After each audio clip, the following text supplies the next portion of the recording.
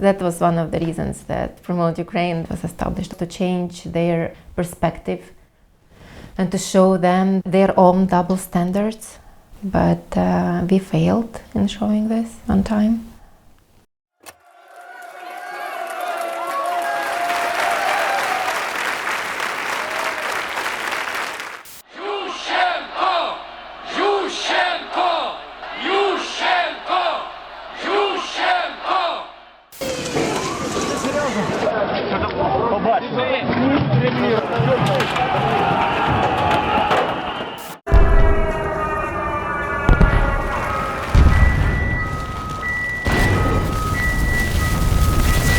When Russia invaded Ukraine and occupied Crimea, I thought that something unfair was happening in international relations.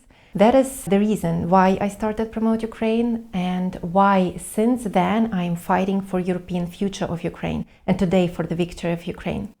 So on the 24th of February, when the war started, the second war for us, for people from Donetsk, it was actually a lot more impactful and difficult because, again, it's the second time that I was scared for my family. It was extremely difficult time, but this time there was no way to run. On 21st of February, I woke up around 7 a.m. checking my Telegram, like as crazy because I kind of expected it gonna be. I had this sort of feeling. Also, I have some family who are military related, and they also kind of expected there would be something. We didn't expect it to be on such big scale. At the same time, I woke up at 7 a.m. My Telegram, my messages, I had a lot of missed phone calls. So the first thing I did, I called to my family, asking them, how are you?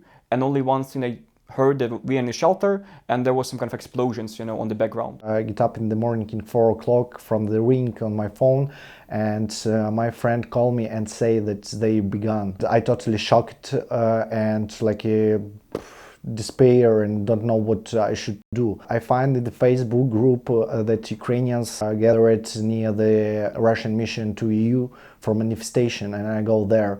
There I meet guys from Promote Ukraine, and they say we will continue our activity until we win. And we gather the people for our coordination center. Well, we just heard there is a call from Promote Ukraine, a call for volunteers to come because it's a known established organization. Maybe it will be easier for us to do something together. That's how I came. My friend went there, and he's still an active volunteer as well with Promote Ukraine. And he said, well, they look like we can trust them. And on 28th of February, I basically found that Promote Ukraine organization is looking for volunteers. I never heard about Promote Ukraine in my life. So I went for a protest near European Parliament, and afterwards I came across their office on 28th of February. And that's how the story begins. We have different departments today. We have humanitarian aid, refugee support, IT, fundraising, advocacy and manifestations. Up till today, we conducted more than 70 manifestations, more than 50 meetings behind closed doors, and we collected aid for more than 300,000 euros. We helped more than 33,000 families altogether in Belgium and in Ukraine. In Promote Ukraine, you cannot do only one thing. You definitely be involved in many various things. Promote Ukraine for me is all my life, because I see that it's really the key for me to give my support to Ukraine. Promote Ukraine has become a magnet, has become a platform, has become an enabler for like-minded people to come together and do something. So not just wait and complain, but roll our sleeves and do what could be done. This is what Ukraine does for us and means for us. A place where we can execute our civic duty, and I cannot imagine this otherwise. So for me, living in the EU has been a great experience so far, but of course it changes when your home is threatened and you don't feel like you have a safe place to come back. So this time there was no safe place, no safe Kharkiv or Kiev or Odessa. The whole country was hit, and that was the worst part actually. And on top of that, and that's what happened to my mom, for example, she said that when the rocket hit next to her house and she was outside on the street at that time, She has never seen something like that. Even in Donetsk, after being under the bombs and under the rockets as well, it wasn't the same. It wasn't as powerful and as impactful as it was in Odessa when it hit next to them. I lost some relatives because of war. I lost a lot of friends, especially during the summer. And one case, was quite memorable, basically, when Vasily and I, we supplied a helmet to a friend of mine. He's like 27. He's quite good journalist, in Ukraine. Extremely nice guy. And basically he sent me a video, like saying, Bogdan, look, here's my helmet and so on. And like 1 month later, like his sister told me, sorry, he was killed near the like Pokrovsk or Bakhmut, somewhere there. It was like summer. And you like... I lose very many friends, close friends on this war. And I think that my duty be there with them. The war might seem far, but it's just here, it's around, it's in me, it's in my Ukrainian friends, it's in Promote Ukraine. The war became our life. So it was a Christmas time, and Christmas for every Ukrainian family was different.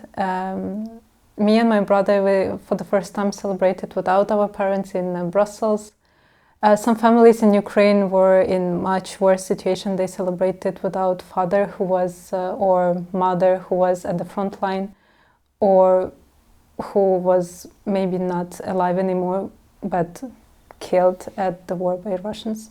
The war has shaken me as every Ukrainian to the core, because it's very heartbreaking to see how your homeland is bleeding. I couldn't say that I was surprised by this invasion. This is inevitable. In 2019, my team started publishing a journal, Brussels Ukraine Review. In December 2021, we published a special edition called Curb the Attack. And that was the edition about the anticipation of the future war of Russia on Ukraine. Already in that edition, we published about filtration camps and about mass graves that Russia was planning.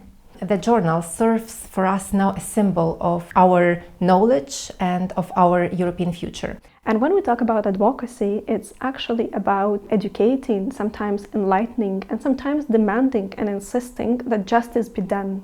I don't know when we win, which type of victory we get. It's real victory like Israel have, or it's real victory with collapse of Russian Federation.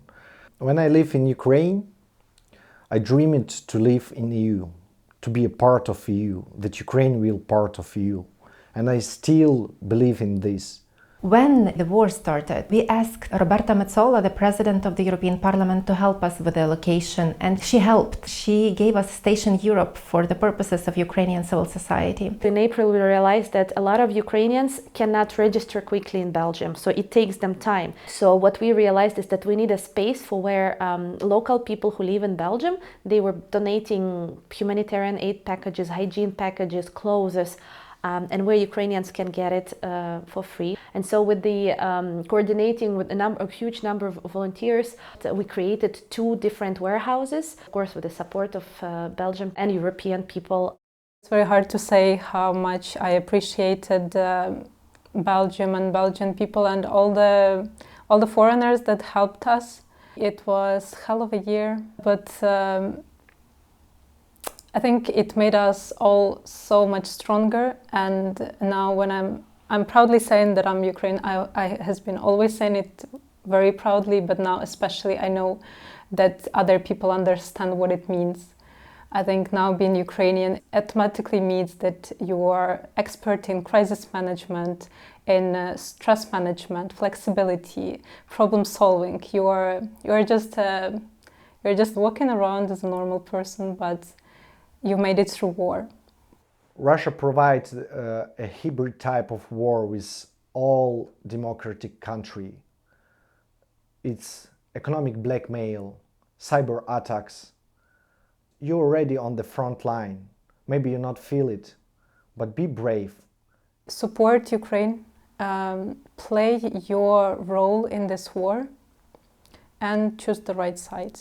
Inaction is a choice, and this is the choice that plays against us. Democracy and freedom should not be taken for granted. you should fight for it.